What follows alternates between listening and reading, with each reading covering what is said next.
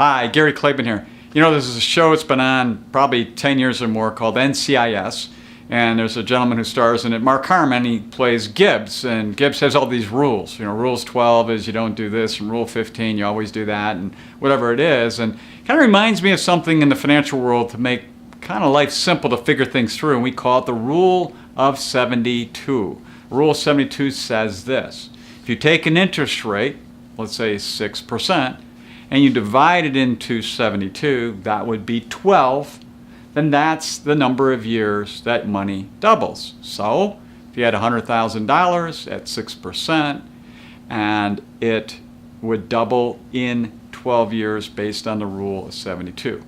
Why is that important? Well, sometimes putting things in context when you're trying to figure out whether or not something makes more sense than something else makes a difference.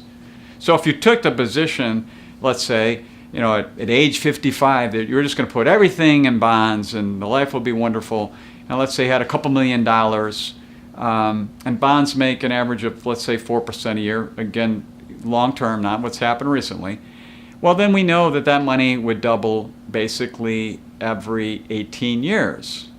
So maybe there's 2 doubles in your lifespan.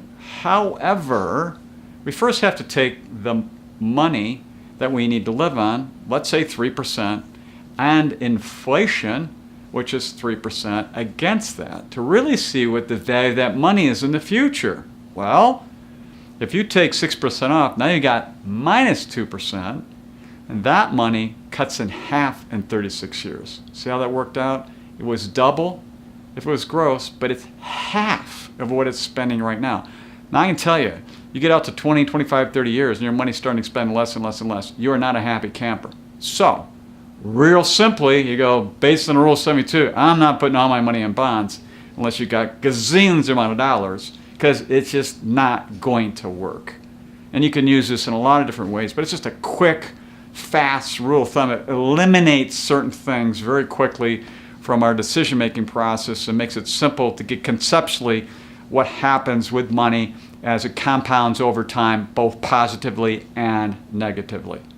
So until next time, enjoy.